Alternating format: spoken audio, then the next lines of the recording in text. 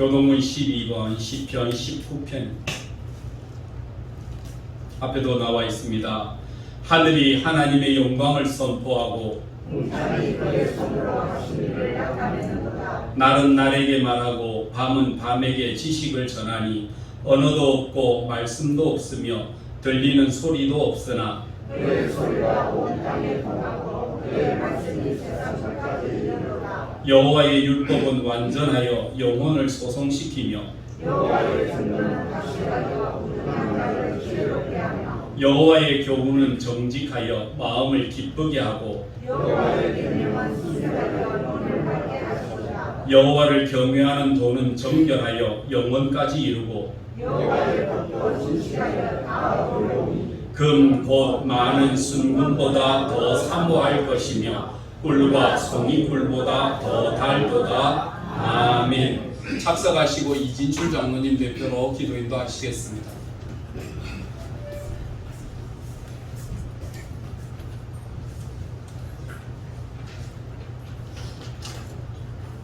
다 함께 기도하겠습니다. 거룩하신 아버지 하나님, 주님께서 돌아가신 거룩한 성일에 하늘로부터 임하는 놀라운 비밀을 들려주시고자 저희들을 주님 전에 불러주심을 감사드립니다. 전 성도님들이 한자리에 모여 신령과 진정으로 예배드릴 때에 각자의 신앙에 믿음이 더욱더 붙어지는 감격을 체험하게 해주셔서 늘 주님께 영광 돌리며 살아가게 하여 주시옵소서. 자비로우신 아버지 하나님, 진정 하나님께서는 제 많은 저희들을 주님의 귀한 자녀로 택하여 말씀에 순종하며 세상을 살아가라고 하셨지만 아직도 믿음이 연약하고 부족하여서 한 치 앞도 가눌 수 없는 작금의 현실 앞에 하나님께 믿음으로 간구하고 기도하지 않았음을 고백합니다. 입술로만 주님을 부르짖으면서 알력이 없는 기도를 한 저희들의 믿음 없음을 용서하여 주시옵소서. 이 시간 드려지는 거룩한 예배를 통해서 저희들 모두가 예수의 이름으로 치유되고 회복되는 놀라운 시간이 되도록 은혜를 다하여 주시옵소서. 사랑하신 아버지 하나님, 코로나가 더욱 확산되어 4단계까지 올라가 온 나라가 혼란에 빠져 있음을 고백합니다. 백신을 맞고 있음에도 불구하고 감염자는 계속하여 늘어나고 있고 델타 변이 바이러스가 극성을 부리고 있습니다. 과거의 메르스나 사스나 에볼라보다 더 강하다고 경고하고도 있습니다. 능력의 아버지시여, 치료하시는 아버지시여, 이 환란을 하루속히 종식시켜 주시옵기를 간절히 바라고 원하옵나이다. 이 난국을 해결하실 분은 오직 하나님 아버지 한 분밖에 없음을 고백합니다. 하루속히 이 악한 병마를 물리쳐 주셔서 교회의 예배가 정상으로 돌아가고 모든 국민들의 일상도 회복되게 하여 주시옵소서. 성도를 위해서 기도합니다. 우리 사랑교회 성도들이 세상의 본이 되게 하여 주시옵고 어렵고 힘들어하는 이웃에게 손을 내밀어 위로와 힘이 되게 하여 주시옵소서. 이 시간 육신의 병마와 싸우는 성도들도 있습니다. 힘과 용기를 주셔서 치유되는 은사를 허락해 주시옵고 물질로 인하여 힘들어하는 성도에게는 풍요로운 물질을 허락해 주시옵고 믿음이 약한 성도들에게는 굳건한 믿음을 허락하여 주시옵소서. 이 시간 말씀을 듣겠습니다. 복된 말씀 들고 단위에 서신 목사님에게 능력과 강건함을 더하여 주시옵고 특히 이 어려운 시기에 성도들을 목양하는 데 지치지 않도록 인도하여 주셔서 기도하시는 모든 것들이 이루어지게 하여 주시옵소서. 특별히 오늘 주시는 생명의 말씀을 통해서 우리의 심령이 변화되고 회복되어서 상처가 치유되며 새 힘을 얻는 놀라운 시간이 되도록 인도하여 주시옵소서. 예배를 마치고 특별히 세상 사람들과 만날 때에는 주님의 이름으로 다가서게 하여 주시옵고 주님께로부터 받은 사랑을 아낌없이 베풀게 하여 주시옵소서. 이 시간 예배의 시종을 주님께 의탁드리고자 합니다. 아침 일찍부터 교회의 이곳저곳에서 예배를 위해 수고하는 손길들도 일일이 기억하여 주셔서 크신 은총으로 축복하여 주시옵소서. 저희들이 영원한 알파요 오메가 되시는 예수님의 이름으로 감사 기도드리옵나이다. 아멘.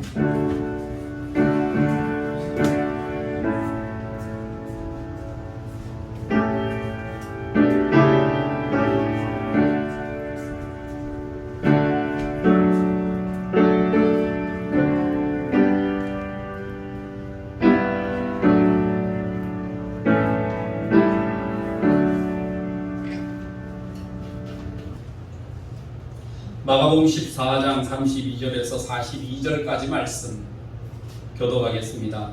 그들이 겟세마네라 하는 곳에 이르매 예수께서 제자들에게 이르시되 내가 기도할 동안에 너희는 여기 앉아 있으라 하시고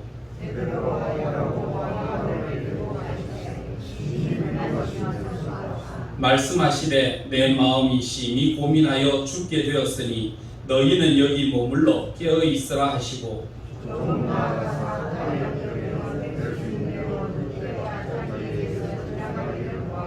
이르시되 아빠 아버지여 아버지께서는 모든 것이 가능하오니 이 잔을 내게서 옮기시옵소서.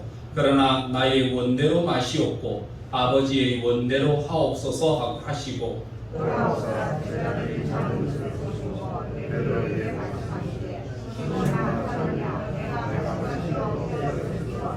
시험에 들지 않게 깨어 있어 기도하라. 마음에는 원이로되 육신이 약하도다 하시고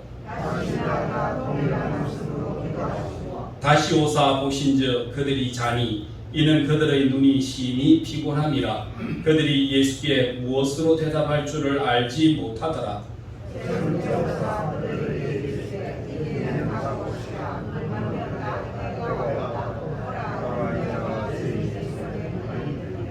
일어나라 함께 가자. 보라 나를 파는 자가 가까이 왔느니라.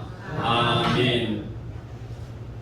오늘의 시기를 한마디로 표현하면 위기의 시기다 이렇게 이야기할 수 있습니다. 여러분 위기라고 하는 이 말 자체가 위태할 위, 틀기 자를 통해서 지금이 위험한 시기다 라고 이야기합니다. 또 어떤 사람은 이야기하기를 이 틀기자라고 하는 이 말 자체가 기회라고 하는 말의 뜻도 된다는 겁니다. 그러니까 위험하고 기회라고 하는 이 두 단어의 합성어, 그것이 바로 위기다라고 이야기합니다. 사실 그 말의 뜻이 맞는 것 같습니다. 왜냐하면 위기라고 하는 이 말이 크라이시스라고 하는 말인데 분리한다라고 하는 뜻이 있습니다. 헬라어 히라보 원문에 살펴보면 크리데인이라고 하는 말인데 이 말 자체가 원래 분리한다라고 하는 말입니다. 그러니까 이 위기의 시기를 어떻게 지내느냐에 따라서 하나는 생명을 얻을 수도 있고 또 하나는 이 위기를 잘못 관리하면 죽음의 시기로 끝날 수도 있다라고 하는 것이 위기라고 하는 크라이시스라고 하는 말의 뜻입니다. 회복되든지 아니면 죽고 끝나든지. 세계사에도 이런 일들이 많습니다. 여러분 아르헨티나 같은 나라는 세계에서 금이 제일 많이 나는 나라였고 국가의 금 보유량이 세계 최고였습니다. 그런데 그들에게도 어려운 경제의 시기가 닥쳤을 때에 그 관리를 한번 잘못하면서 그때의 국고가 바닥이 나고 금이 다 없어지면서 나라가 완전히 추락해 버렸습니다. 지금은 아르헨티나라고 하는 나라가 세계 강국에 들어있지 못하고 오히려 지금도 계속 빈민국에서 허덕이고 있는 이런 안타까운 현실을 아르헨티나 하면 생각나는 게 마라도나 축구 외에는 다른 게 뭐 생각나는 게 있습니까? 경제 하락을 경험했습니다. 이탈리아도 마찬가지입니다. 여러분 우리는 IMF가 닥쳤을 때에 그때 우리 국민들의 단합된 힘과 우리 국민들을 이끌어가는 지도자들의 용기 있는 결단들이 결국 세계 최단기의 IMF를 돌파하게 하고 다시 경제를 세웠던 그런 경험도 있지 않습니까? 위기라고 하는 것은 우리에게 다가올 때에 어떻게 관리하느냐에 따라서 회복이 되기도 하지만 죽음의 나라로 떨어지기도 한다라고 하는 시기를 이야기하는 것입니다. 우리가 살아있을 때에 여러 가지 위기는 다가오게 되어 있습니다. 톨스토이는 이렇게 이야기합니다. 톨스토이의 책 중에 가장 걸작적인 책이 있는데 인생이란 무엇인가 라고 하는 책이 있습니다. 인간이란 무엇일까 라고 이야기할 때 그 비유를 들어 하나로 표현했는데 이렇게 이야기합니다. 인생이란 뭘까? 그거는 어떤 사람이 사자에게 쫓겨서 도망갑니다. 사자에게 쫓겨 도망가다가 절벽을 만나서 절벽에서 뚝 떨어집니다.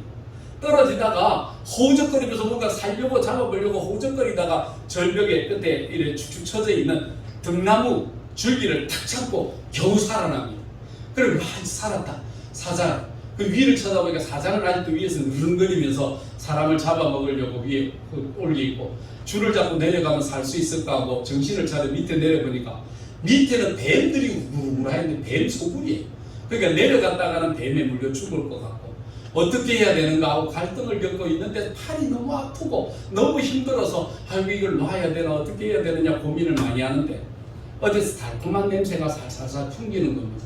뭔가 하고 살펴보고 옆에 보니까 옆에 벌집이 큰 게 하나 매달려 있는데 그 벌집에서 꿀이 뚝뚝뚝 떨어지거든요. 아, 저 꿀을 먹고 좀 회생했으면 좋겠다 싶어 그 꿀을 떠서 입에다가 대는데 얼마나 달고 맛있는지 그 꿀을 열심히 따먹고 있는데 어디서 사가닥 사가닥 사가닥 하는 소리가 들리더래요. 이게 뭔 소린가 하고 위를 이리 쳐다보니까 바로 그 등나무 덩굴 위쪽에서 그 쥐 굴이 하나 있는데 흰 쥐하고 검은 쥐가 나와서 등나무 그 줄기를 싹싹싹 깔고 먹고 있는 겁니다.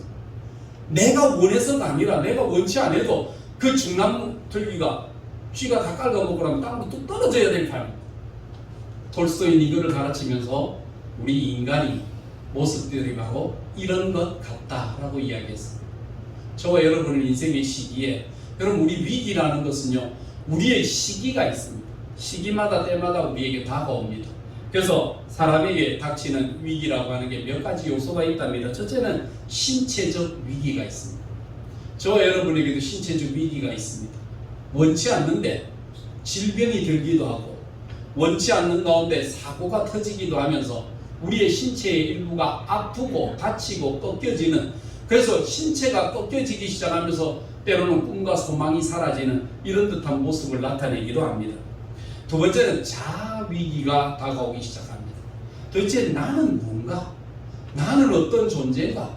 때로는 여자들이 시집을 가서 아이들을 키우고 잘 키워내지만 어느 순간이 되고 나면 도대체가 내가 이때까지 살아서 뭐 했나? 내가 뭐 밥순이도 아닌데 평생 내가 밥하면서 남 뒷바라지만 하다가 내 인생이 끝나야 되는가라고 하는 나름대로의 자아 위기 나는 뭔가? 라고 하는 이런 위기가 다가오기도 하고 남자들은 평생의 직장에서 일을 하기도 하는데 일하면서 때로는 승진이나 때로는 어떤 과정에서 탈락되고 유보될 때마다 도대체 나는 뭔가? 나는 왜 이렇게 못났나? 라고 하는 자아 위기라는 것이 자기에게 다가오기도 한다는 것입니다. 정신적 위기도 옵니다. 정신적으로 내가 살아있는 날 동안 무슨 정신과 무슨 의미와 무슨 목적으로 살아가는지 정신적 위기도 다가옵니다. 대인관계의 위기도 옵니다. 사람과 사람 관계가 옛날 같지가 않고 원만하지도 않습니다. 친한 친구였는데 친한 친구와의 관계에도 갈등이 생기기 시작하고 주변 동료와에도 아픈 문제들이 생기기 시작하면서 대인과의 갈등의 문제도 나오기 시작합니다. 마지막으로 진짜 위기가 나오는데요. 그 위기가 뭐냐면 영적 위기가 다가옵니다. 하나님과의 관계가 바르지 못하고 하나님과의 관계가 깨뜨려지는 그러한 시기가 저와 여러분들에게 다가올 수 있습니다. 이게 제일 큰 위기입니다. 예수님에게도 이런 시기가 다가오는 것 같습니다. 예수님께서 뭐라고 말씀하시느냐 하면 제자들에게 말씀하실 때에 34절 말씀에 말씀하시되 내 마음이 심히 고민되고 죽게 되었으니 라고 이야기하고 그 위에 있는 33절의 말씀에 보면 심히 놀라시며 슬퍼하시며 이렇게 이야기했습니다. 무엇에 그렇게 예수님이 놀라셨을까요? 무엇이 그렇게 예수님을 슬프게 하셨을까요? 십자가가 그렇게 고통스러운 것입니까? 십자가가 그렇게 아프십니까? 그래서 예수님께서 하나님께 나아가 기도할 때에 주여 내게 할 수만 있으면 이 잔을 내게 물리쳐 주시옵소서 십자가 안 지고 이 일을 좀 할 수 없습니까? 라고 하는 기도를 행했다라고 어떤 사람이 해석도 합니다. 여러분 그런데 예수님은 이런 것 때문에 놀라거나 슬퍼한 것이 아니었습니다. 순교사들의 순교사를 읽고 순교사들의 순교 열정을 읽어보면요 많은 순교자들의 순교의 기도문 속에 보면 이런 내용들이 나옵니다. 죽는 것이 두려운 것은 아닙니다. 사자들의 이빨이 고통스러운 게 아닙니다. 고문이 힘든 것도 아닙니다. 그런데 하나님 내가 약해서 그 고문을 이기지 못해서 내가 하나님을 모른다고 부인하고 내가 하나님을 안 믿겠다고 부인하는 그런 약한 마음이 일어날까봐 내가 그것이 두렵습니다.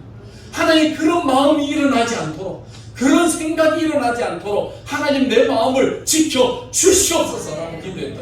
여러분 순교자들의 정말 아픔은 고통이 두려운 것이 아니라 그 고통과 그 풍랑 때문에 하나님을 모른다고 하고 하나님을 부인할까봐 그게 두려웠다는 겁니다. 성도 여러분 예수님이 고통 속에서 계신 것은 우리의 모든 죄를 마치 예수님께서는 진공청소기처럼 이 땅의 모든 죄를 십자가 위에 자기가 다 빨아들여야 되는 겁니다. 세상의 모든 죄, 저와 여러분의 개인적인 죄뿐만 아니라 세상에서 가지고 있는 모든 죄를 예수님이 십자가 위에 도말하기 위해서 다 빨아들이고 나면 문제는 죽음이라고 하는 것, 그것은 생명의 호흡이 끝나는 것이 아니라 하나님과의 관계가 단절되는 것. 예수님은 그게 싫은 겁니다. 죽음 앞에서 예수님은 막 십자가 앞에 당당히 걸어가시고 내가 온 것은 죽기 위해 왔고 십자가의 대속을 위해 왔다고 예수님은 수십 번 수천 번 이야기를 하셨잖아요.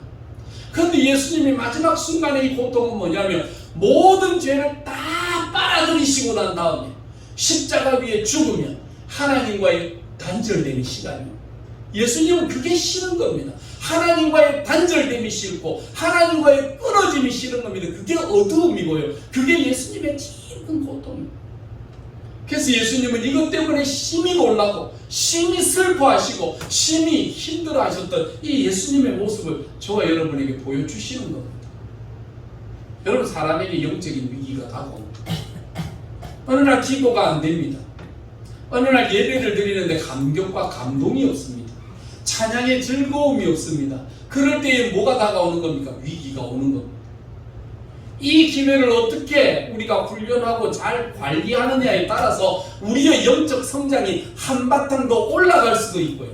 이게 잘못되고 나면요, 영원히 꺼져버리면서 죽음의 단계에, 영적으로 죽음의 단계 속에 빠져드는 이런 위태한 순간이 오기도 하는 것입니다.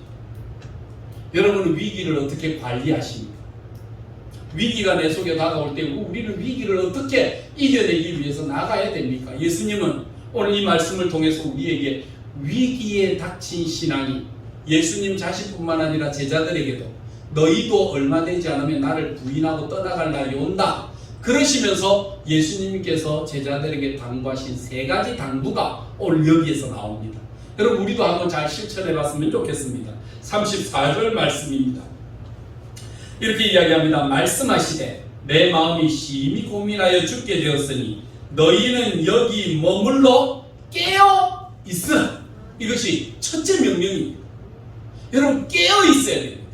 성경의 신약 성경의 바울 사도도 이 말씀을 계속 하시면서 너희는 깨어 있으라. 시대가 악하니라 라고 말씀하신, 우리가 이 시대에 어떻게 정신이 혼미해서 살 것이 아니라 깨어 있어야 되는 이 준비성이 저와 여러분들에게 있어야 된다는 겁니다.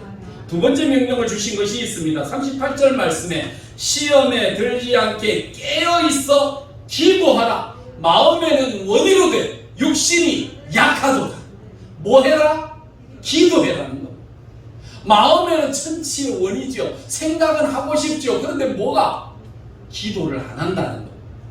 성도들의 위기가 뭡니까? 마귀가 성도들에게 제일 잘하는 게 뭡니까? 내일부터. 성경을 읽자, 열심히 읽자, 기도하자, 봉사하자. 언제부터? 내일부터. 내일이 되면 또 내일부터. 그게 문제입니다. 그게 게으름이거든. 내가 내일부터 하자는 마음을 갖는 그것이 우리에게는 만족이 됩니다. 내일부터 하기로 했으니까 마음이 든든하다. 다이어트를 하자. 내일부터. 오늘은 못 먹을 거 다 먹고 내일부터는 굶자. 내일도 또 잡숫습니다. 그래서 어렵고 힘든 겁니다. 내일부터가 아니라 언제부터? 지금 당장 기도해야 되는 겁니다. 세 번째 우리에게 주시는 게 있습니다. 42절 말씀에 일어나라 함께 가자. 신앙이 뭡니까? 함께 동행하는 것입니다. 잠언서에는 보면 먼 길을 갈 때 뭐 해야 된다? 함께 동행하는 사람이 필요한데 서로 마음이 일치하지 않고요. 어떻게 멀리 가겠냐? 마음 안 맞으면 멀리 못 간다. 늘 중간에 싸우고 헤어지게 되어 있다. 멀리 가려고 하면 마음이 같은, 마음을 같이 하는 좋은 친구를 만나야 되는데, 여러분 인생에 여러분 먼 길을 걸어갈 때 친구 하나 구하셨습니까? 좋은 친구 가지고 계십니까? 함석헌 씨가 그대는 그 친구를 그대는 가졌는가라고 하는 말을 줬잖아요. 먼 길, 힘든 길을 갈 때 네 아내와 네 자식을 맡기고 갈 수 있는 그 친구를 그대는 가졌는가? 여러분의 인생의 먼 길을 걸어갈 때 여러분과 함께할 좋은 친구를 소유하셨습니까? 여러분의 인생이 죽음 앞에 섰을 때에 내 영혼을 온전히 맡깁니다 고백할 수 있는 그 친구를 여러분은 소유하고 계십니까? 그분이 바로 예수 그리스도이십니다. 여러분 우리는 그 친구를 소유하면 우리 인생에 위기가 닥치고 시험이 닥치고 어려움이 닥치고 이길 수가 있다는 것입니다. 첫 번째 우리가 가져야 될 것이 있습니다. 정신 차리고 살아야 하는 것입니다. 지금의 이 시기 속에 우리가 해야 될 부분들이 정신을 차려야 됩니다. 여러분 우리가 사람은요 자신이 세운 목적만큼이나 의미를 가지고 살아갑니다. 내가 어떠한 목적을 가지고 사느냐에 따라서 내가 인생에 살아갈 의미가 생기고 인생에 살아갈 힘과 용기가 생기기도 하거든요. 어느 날 공자가 자기 제자 자공과 함께 있다가 자공에게 이렇게 이야기합니다. 얘야, 너는 세상을 살아가면서 네 스승을 바라볼 때에 내가 공부를 많이 하고 책을 많이 봤다고 생각하냐?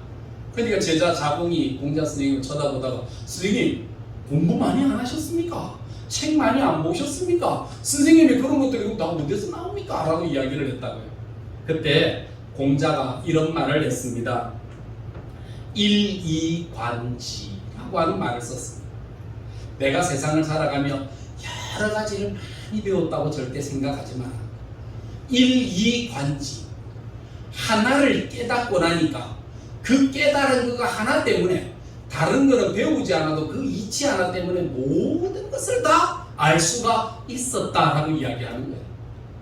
우리가 세상 살아가면서 많은 것을 알아야만 내가 많은 것을 할 수 있는 사람은 아닙니다.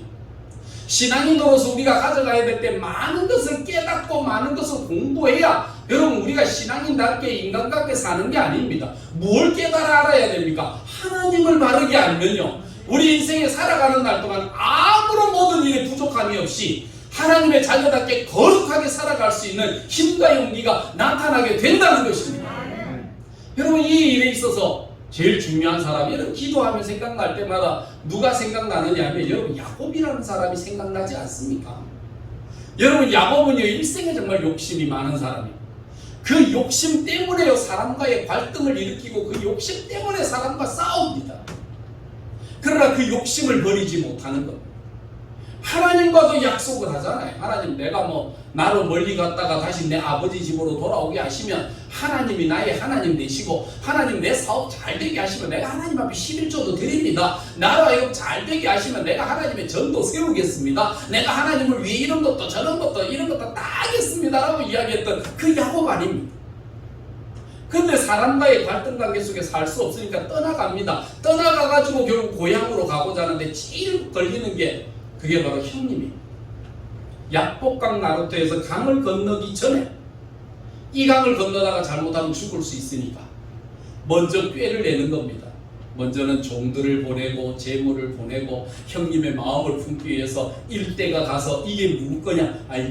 우리 주인 야곱이 스님이 드리는 겁니다. 형님에게 드리는 겁니다 하고 선물을 계속 보내고 그 다음에 자기 아내를 보내고 자녀들을 보내면서 쭉쭉 앞으로 보내고 설마 그래도 시아주부님이 어디 제수씨를 죽이고 자기 조카들을 죽이게 하겠냐? 걔들을 보내고 마음이 풀리면 나를 만날 때 나를 용서하지 않을까? 그리고 자기는 강을 건너지 못하는 겁니다. 그곳에 앉아갖고 밤중이 되니까 여러분 광야길에 밤중에 조그마한 소리 하나도 멀리 들리잖아요.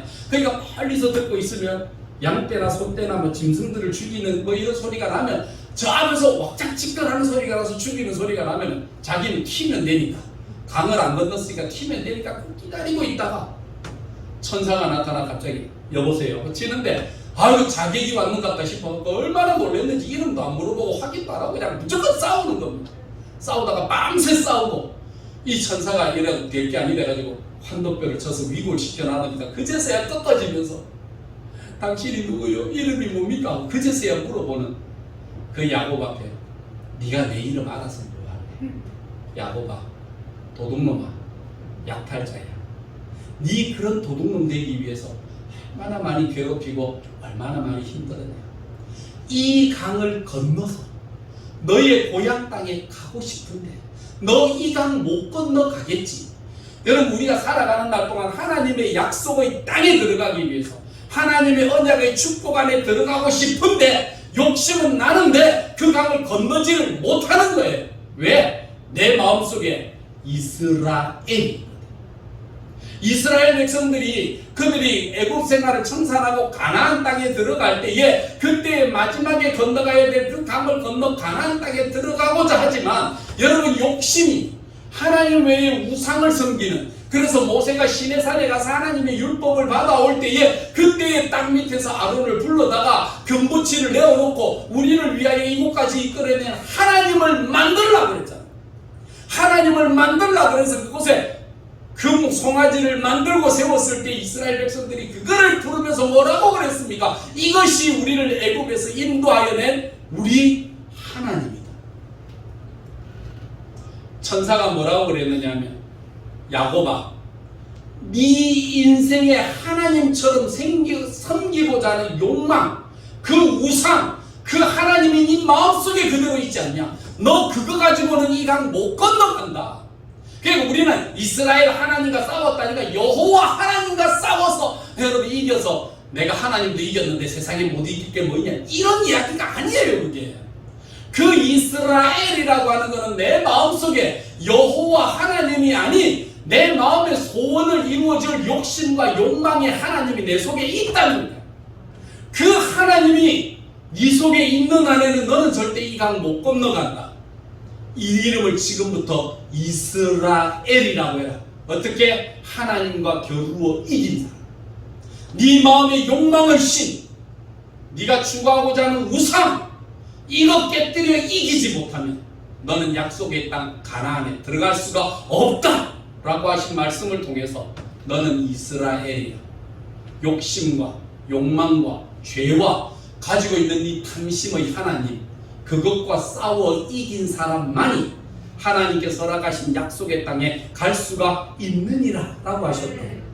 여러분, 이스라엘은요 살아계신 여호와 하나님과 싸워 이긴 사람이 아니고 우리 마음속에 저와 여러분이 가지고 있는 우상과 같이 내 마음속에 가지는, 하나님도 바르게 섬기고 싶은데 내 마음에 욕심의 하나님이 있어.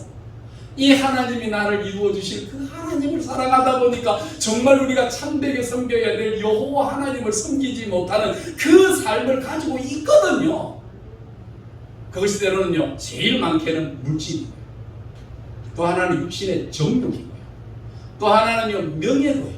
잘못된 우리의 욕심의 모든 것들이 총체되어 하나님을 하나님이라 부르지 못하는 내 마음속의 욕망의 하나님, 그거를 죽인 자만이 지나갑니다.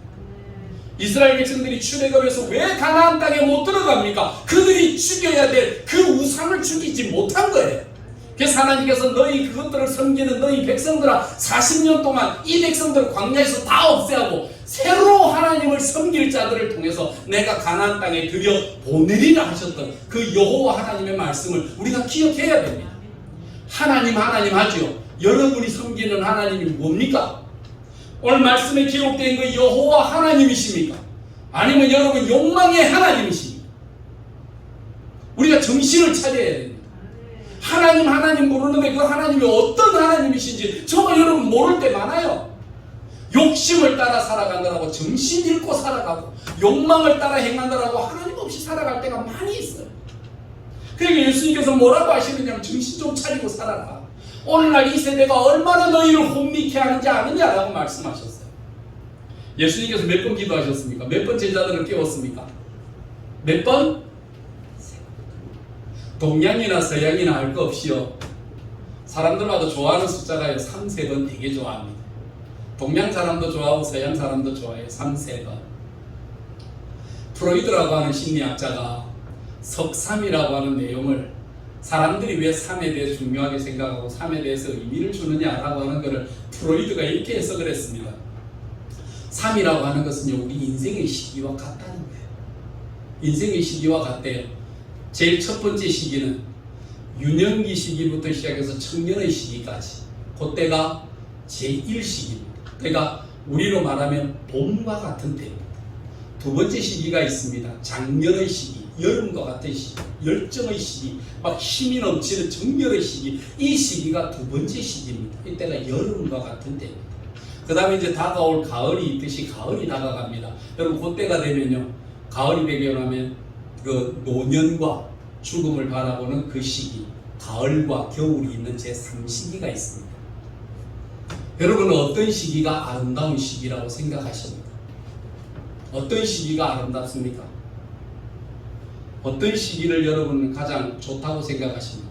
우리는 제1시기, 봄철과 같은 청년의 시기, 이때를 제일 좋다고 생각하죠. 그런데요, 인생의 그 시기가 좋다라고 말하지만 그 시기가 아닙니다. 작년의 시기도 아닙니다. 진짜 인생의 아름다운 시기가 언제냐면 여러분 가을과 겨울의 노년의 시기, 이때가 제일 아름답습니다. 왜 이때가 아름다운지 아십니까? 이때는 죽음 앞에 서 있습니다. 죽음을 앞에 두고 있는 사람이 욕심 있는 거 보셨습니까? 죽음을 앞에 두고 가는 사람이 욕망으로 사는 사람 보셨습니까? 이제 내 인생 다 살고 이제 갈 곳이 죽음밖에 없는데 그 죽음을 앞두고 있는 사람이 무슨 욕심을 가지고 무슨 욕망을 가지고 여러분 그렇게 살지 않습니다. 내 인생에 딱 죽음의 강을 건너고 죽음의 강에 서 있는 딱 사람은요, 그때부터 사람이 진실해지고 그때부터 사람이 정직해지고 그때부터 사람이 달라지는 인생을 산다는 것입니다. 그렇기 때문에 프로이드는 우리 인생의 가장 아름다운 시기가 언제냐면 바로 노년의 시기, 죽음을 앞두고 있는 바로 그 시기인데, 왜냐하면 그때가 바로 순수하고 그때가 바로 정직하고 그때가 바로 가장 깨끗한 시기라고 하는 것입니다. 여러분, 우리의 시기는 야곱과 같이 요단강을 건너가야 되고 이스라엘과 같이 요단을 건너서 약속의 땅에 들어가기 위해서 우리가 어떤 강에 대기하고 있느냐면 저와 여러분 죽음 앞에 서 있는, 여러분 우리 신자는 그래서 세례를 받을 때에 어떻게 우리의 옛 사람은 성령 받을 때에 육신과 정욕을 십자가에 못 박았습니다. 우리가 죽었고 우리가 옛사람은 죽었고 이제는 약속의 땅에 들어가는 여러분 그 앞을 두고 있는 저와 여러분들이기 때문에 여러분 그래도 교인들이 순수하고 그래도 교인들이 정직하고 그래도 교인들이 착하고 하는 그 말이 저와 여러분이 있지 않습니까?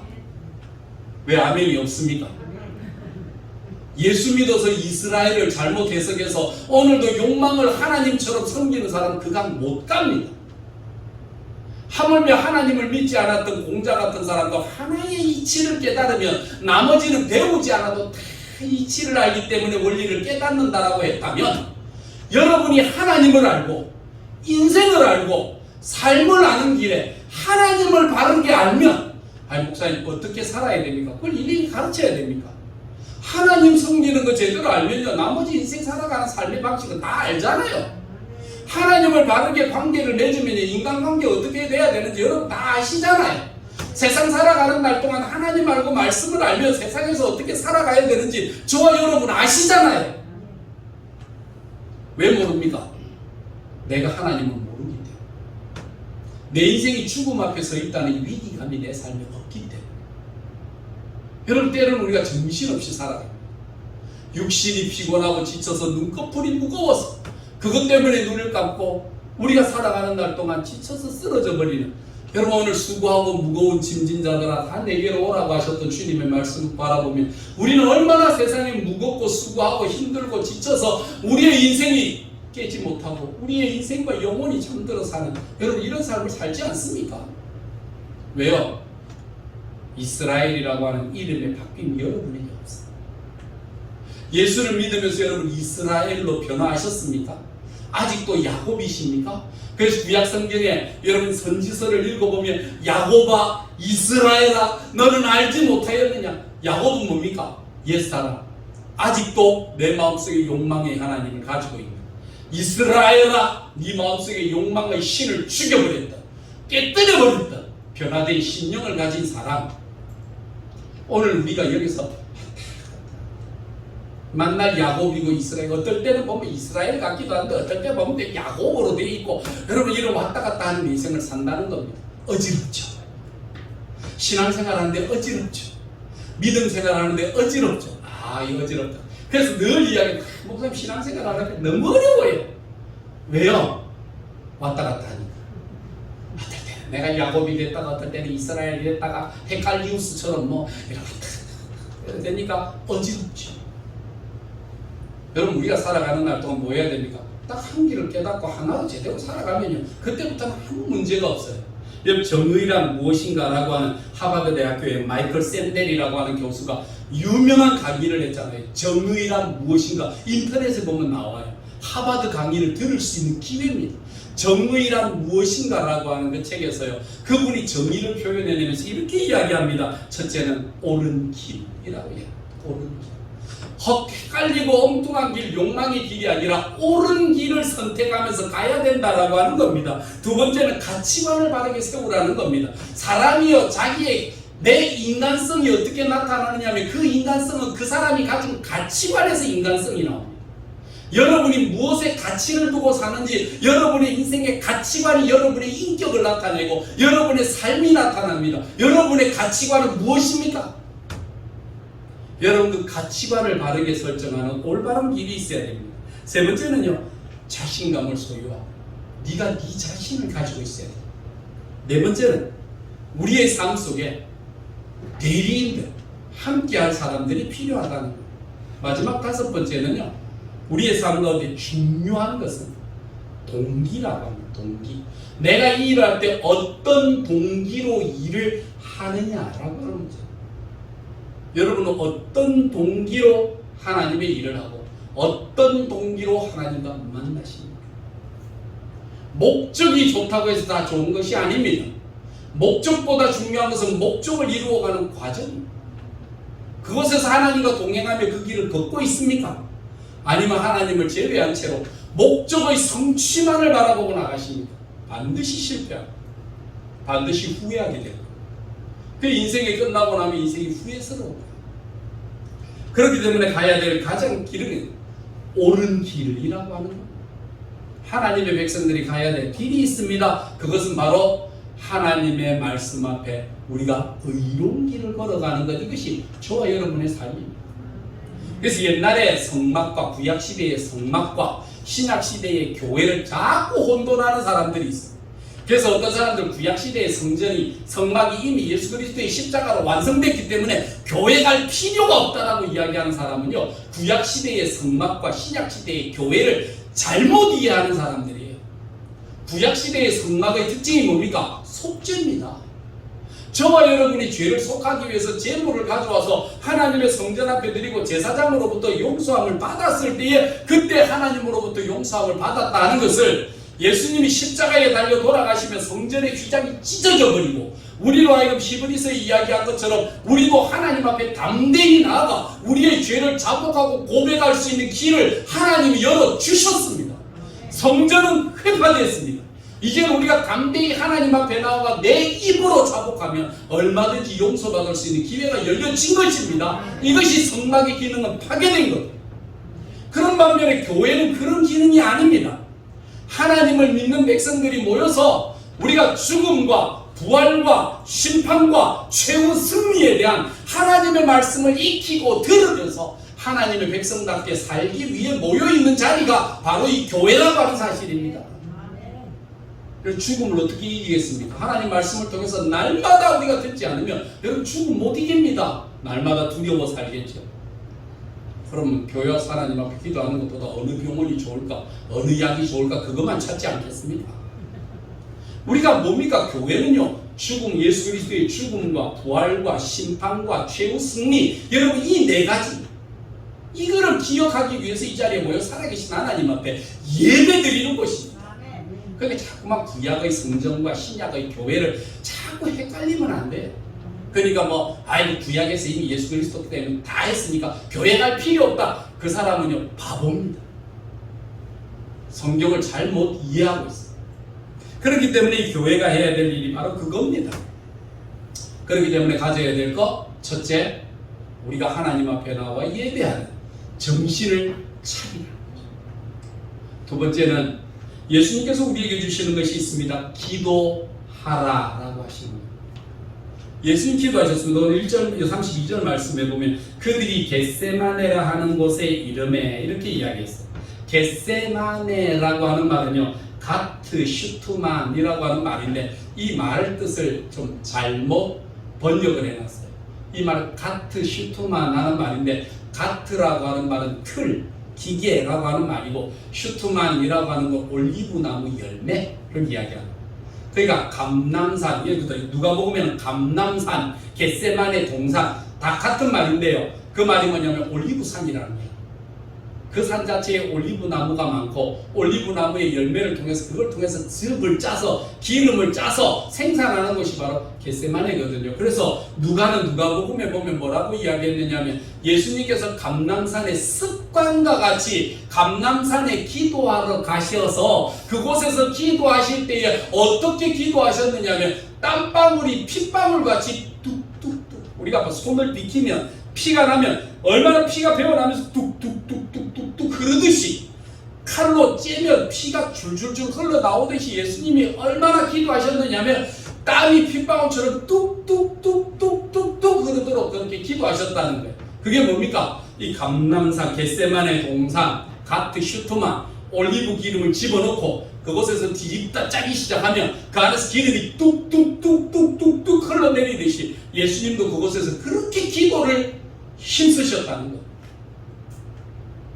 우리가 기도할 때에 쉽게 기도에 좌절되고 쉽게 신앙에 좌절되는 게 우리는 때로는 우리의 욕망 성취를 위해 기도하다 보면 내 기도하는 거 들어주지도 안 하고 내 기도에 응답도 안 되고 내 기도에도 성취도 없고 이 교회는 하나님의 영이 안 계신 것 같다. 성령이 안 계시는 것 같다.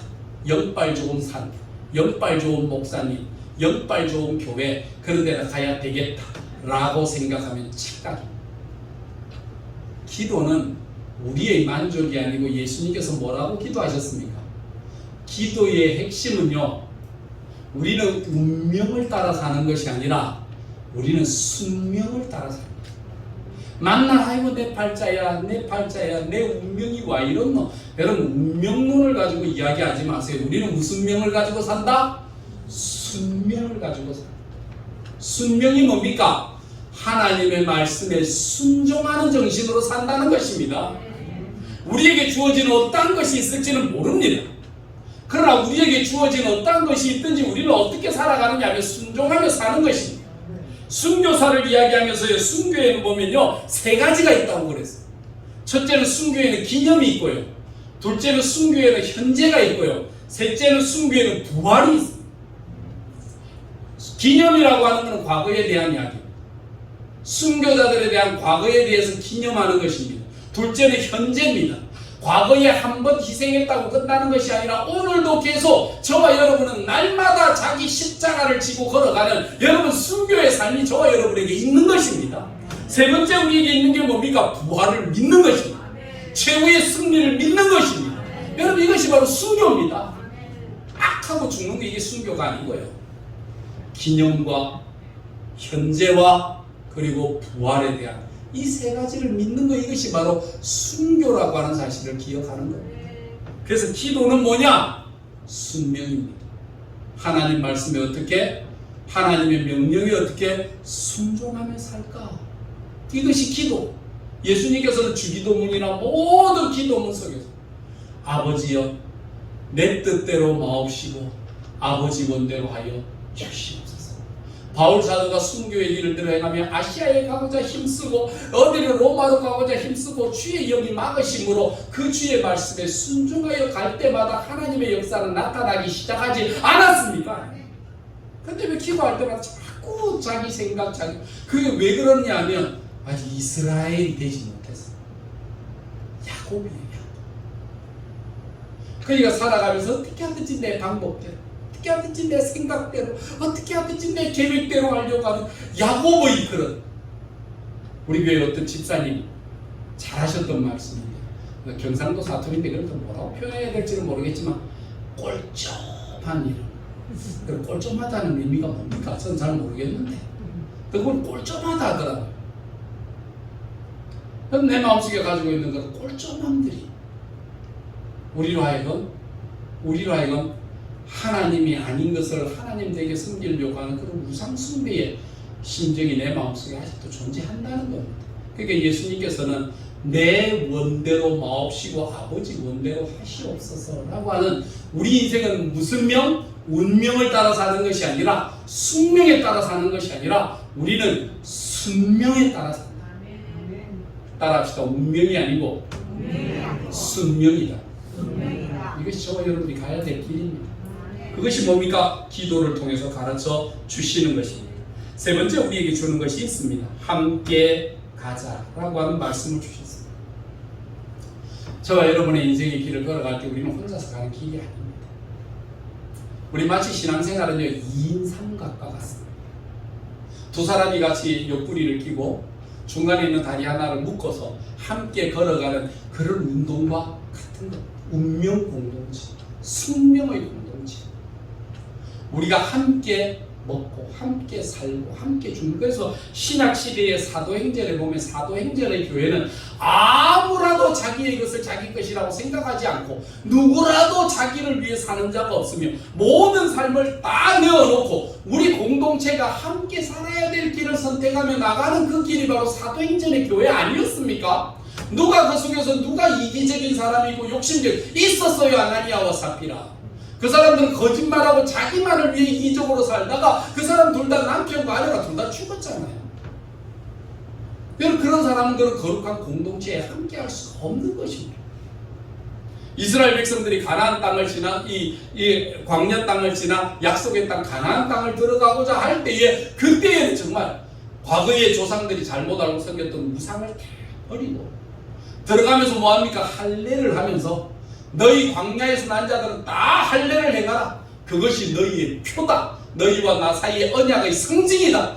그럴 때 다 남자들이요 가나안 땅을 건너서 요단강을 건너서 이스라엘 백성들이 그 첫 성 앞에 여리고 성 앞에 섰을 때에 그들이 하나님 말씀하실 때 양피를 베어라 할 때 양피를 베고 오늘날은 바로 포경 수술을 했는데 얼마나 아프겠습니까? 요새처럼 뭐 칼이 날카로워서 뭐 싹둑 자른 것도 아니고 그때는 부싯돌 같은 걸로 거치는 칼 가지고 그걸 잘라내는데 얼마나 아물지도 잘 안 아물고 얼마나 아프고 힘들었겠습니까? 그러니까 이스라엘 백성들이 일주일 동안만 들어 누워갖고 끙끙끙끙 앓는 소리가 가나안 땅에서 이렇게 쳐다보고 나면 그 여리고성에서 이렇게 쳐다보고 저분들이 뭐하는 짓이가 모르겠네. 왜 아빠가 저를 짤짤짤 매는지 모르겠네. 웃긴데 우리 같으면 전략으로 막 요때 나가서 저것들을 없애자 해야 되는데 하나님께서 딱 두려움으로 막으시고 너희가 이 거룩하게 구별되는 그곳에 너희가 어떻게 들어와 못와 하고 딱 붙잡아 주시고 그들을 구별하게 하시고 이제 가나안 땅에 들어가게 하시는 큰 놀라운 여정을 이루셨다는 겁니다. 이것이 저와 여러분에게 놀라운 신앙 아닙니까? 이것이 놀라운 믿음 아닙니까? 우리가 이런 자리 앞에 선다는 것입니다. 오늘 위기라고 하는 이 시기가 우리에게 두려움을 주고 우리에게 억눌림을 주고 우리에게 아픔을 주면서 우리가 어떻게 해야 될까? 우리가 이거 어떻게 당해야 될까 하고 염려할 것, 걱정할 것만이 아닙니다. 위기의 순간 우리 앞에 언제든지 다가오게 됩니다. 욕심으로 살고 욕망으로 살면요 우리의 삶 속에 위기 앞에 다가서면 정신을 못 차리고 돌아갑니다. 목사님 정신이 없습니다. 뭐 어찌해야 될지를 모르겠습니다. 진짜 방황됩니다. 근데 예수님 주시는 말씀 정신 차려라. 될 게 아니다. 어지러워 혼돈하지 말고 기도해라. 세 번째는 나와 함께 가자. 내 사랑 내 어여쁜 자야 일어나 나와 함께 가자. 아가서에 보면 술람이 여인에게 솔로몬이 찾아와서 내 사랑한 내 어여쁜 자야 일어나 함께 가자라고 이야기할 때 그때의 주의 말씀을 듣고 일어나서 함께 걸어가는 그 동행의 축복, 동행의 은혜를 누리게 된다는 것입니다. 이것이 바로 축복입니다. 누구 앞에? 바로 십자가 앞에 자기를 잡으러 오는 그 병정들 앞에 일어나라 함께 가자. 나를 잡으러 오는 자들이 왔느니라. 그렇게 말씀하시면서 그들과 걸어가셨던 예수님은 죽음 앞에 얼마나 당당하셨습니까? 우리 인생의 삶 속에서 3-4번의 시기 속에 가을과 겨울을 준비하고 가면서도 아직도 죽음을 인식하지 못하십니까? 죽음을 아직도 외면하십니까? 눈앞에 죽음을 바라보고 두고 계시면 여러분 우리의 삶 속에 이제는 좀 순수하고 정직하고 맑아지고 깨끗해야 될 그런 시기는 아닙니까? 얼마나 더 사시려고 하십니까? 얼마나 더 사시면 좋겠습니까? 그러다 빨리 죽자는 이야기는 아니고요. 빨리 죽자는 이야기는 아닌데 이미 하나님의 백성은 우리가 건너가야 될 강을 건넜다는 것. 죽음 자체가 문제가 되지 않습니다. 죽음이 문제가 아니라 이제 죽음 앞에 들어서서 하나님을 배울 수 있는 그 시기가 다가오는데 얼마나 우리가 깨끗하고 순결하고 순수하게. 여러분 내일 죽을 사람, 모레 죽을 사람이 큰 욕심을 내 가지고 좀 더 챙겨놔고 다음 내일 먹을 거 더 챙겨야 되겠다. 그 챙기는 거 봤습니까? 너 가져오면 막 돈을 열심히 꼭꼭 챙겨놔갖고 주머니에 넣어 보셨습니까? 죽음을 눈앞에 둔 사람은 숨기거나 감추거나 뭐 속이거나 없어요. 그냥 가져오는 대로 얘들아 야 수고했다 가져라 가라. 여러분 이것이 여러분 죽음 앞에선 여러분 가을과 겨울 앞에서 있는 저거 여러분이 가장 깨끗하고 맑을 때 아닙니까? 맨날 옛날이 성경에 전도서 7장 10절 말씀에 보면 옛날이 오늘보다 좋았다라고 말하는 사람은 지혜 없는 사람이라고 그랬어. 옛날이 좋았다 옛날이 좋았다 옛날 타령하지 마세요. 언제가 좋습니까? 순교의 이야기처럼 순교는 현재라고 그랬잖아요. 현재. 오늘이 좋습니까? 과거가 좋습니까? 오늘이 좋습니까? 과거가 좋습니까? 오늘이 더 좋은 날이라니까. 그게 지혜로운 사람이에요. 그 오늘을 내가 살아가는 그 길을 잡는 것이지. 아이고 내가 과거에 여러분 이런 거 좋은 게 아니에요. 지금의 시기 가을과 겨울의 시기를 다가오는 이 인생의 세 번째 시기. 이때가 제일 아름답고 제일 깨끗하고 제일 순결함을 내놓을 수 있는 바로 그런 복된 시간 아니겠습니까? 야곱이요 다 내려놨잖아요. 야곱이 최종에 뭘 했습니까? 최종에 가나안 땅에 들어가서도 놓지 못하는 게 있었어요. 자식. 요셉이 죽었다는 형님들의 시기 때문에 노예로 팔려간 거를 죽었다고 이야기하며 피 묻힌 그 옷을 가져다가 아버지한테 줬을 때 얼마나 진짜 지옥에 내려가는 그 고통을 겪었거든요. 근데 베냐민 내놓으라고 하니까요. 베냐민 내 이 자식 내려가면 차라리 내를 죽여라라고. 그 베냐민 코를 안고 못 내놨다고. 양식이 다 떨어졌어요. 이제는 가족들 전체가 70여 명의 가족들이 굶어 죽을 수밖에 없는 그 상황 속에 딱 놓였어요. 그러니까 야곱이 그때서야 결단하면서 뭐라고 이야기합니까? 내가 베냐민을 내어놓으면서 이제는 하나님께 맡긴다. 죽으면 죽으리라. 마지막 끝까지 내놓지 못하고 붙잡고 있었던 그 베냐민 자식에 대한 사랑, 자식에 대한 적응 못 끊어. 이거는 못 끊어.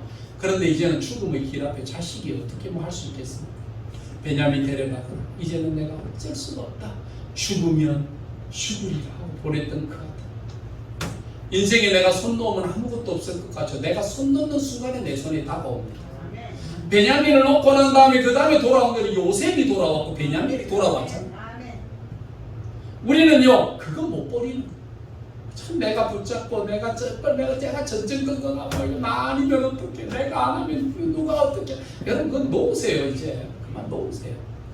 아무것도 없는 나 같은 것도 하나님께서 먹이시고 입히시고 나 같은 것도 공중의 새보다 들의 백합보다 귀하게 여기시는 하나님이 여러분 부모인 여러분이 잘해서 애들이 잘 되겠습니까? 아니면 하나님께서 그 아이들을 지키셔야 잘 되겠습니까? 뭘 해야 됩니까? 하나님을 믿어야 돼요. 우리가 해야 될 일은 정신을 차리고 깨어 기도하고 셋째는 하나님과 동행하는 것이 우리 인생의 가장 큰 축복이라는 사실을 믿으시기를 바랍니다. 예수님은 겟세마네 동산. 우리는 운명에 사는 것이 아니라 순명에 사는 인생이다 라고 하는 것을 가르쳐 주셨습니다. 위기의 신앙이 위기의 때에 위기의 삶을 살아가는 신앙인 여러분, 무엇으로 어떻게 살아가야 될지 잘 중요해요. 저와 여러분이 이미 건너야 될 그 죽음의 눈앞에 아직도 더러운 욕심과 욕망과 거짓과 아집에 살지 말고 하나 앞에서 이제 하나님을 만날 때가 될수록 입었던 옷 다 벗어버리고 깨끗한 몸과 마음으로 서야 될 때가 되지 않았겠습니까? 이때 우리에게 가르쳐 주신 말씀, 이때 위기의 때에 가져야 될 신앙인의 아름다운 결단이 하나님과 이 세대 앞에 귀한 열매로 채워주는 복된 시간 되시기를 바랍니다. 기도하겠습니다. 걸어가신 여호와 우리 아버지 하나님, 은혜와 사랑을 감사합니다. 아직도 우리의 인생의 시기를 깨닫지 못하여 열매 맺지 못하여 무화과만 무성한 무화과 같이 되어 주님께서 필요하실 때 열매 없어 저주받았던 말라버린 무화과와 같은 인생 되지 않게 하여 주시고, 오늘 내 삶 속에 주님과 동행하며 우리에게 말씀하신 바 깨어있으라 말씀하시며 정신을 차리라 말씀하시고 기도하라 말씀하시고 또한 우리 삶 가운데 나와 함께 가자고 말씀하신 그 삶의 길을 잘 기억하며 내가 무엇을 어떻게 해야 될지를 자세히 주의하여 승리하는 믿음인들 다 되게 하여 주시옵소서. 위기의 시간, 위기의 때에 어떻게 우리가 승리해야 될지를 잘 배워 하나님 앞에 깨끗하고 순결한 영으로 서게 하여 주시옵소서. 믿사옵고 예수님의 이름으로 기도드리옵나이다. 아멘. 이제는 이 땅에 오셔서 자기 야망의 성취의 길이 아닌 모든 자들을 위해 자신을 내어놓으며 내 뜻대로 마옵시고 아버지 원대로 하옵소서 말씀하신 순명의 삶을 사셨던 우리 주 예수 그리스도의 은혜와 아버지의 뜻이 우리를 망하게 하시며 아버지의 뜻이 나보다 남을 사랑함이 아니라 나를 더욱 사랑하시기에 가장 가치 있는 인생을 친히 가르치시고 종국에는 영화롭게 하시는 하나님 아버지의 무한하신 사랑하심과 아직도 내 마음속에 있는 욕망의 하나님을 잘못 알고 섬기는 자에게 내 마음속에 있는 잘못된 하나님을 죽이고 참 이스라엘로 거듭나게 하시는 성령 하나님의 놀라우신 역사가 오늘 위기의 때에 우리의 신앙인의 자세를 바르게 깨닫고 믿음 가운데 승리하기를 원하는 하나님의 백성들과 만국의 교회와 택하신 모든 성도들 머리 위에 이제로부터 영원토록 함께 있을지어다. 아멘.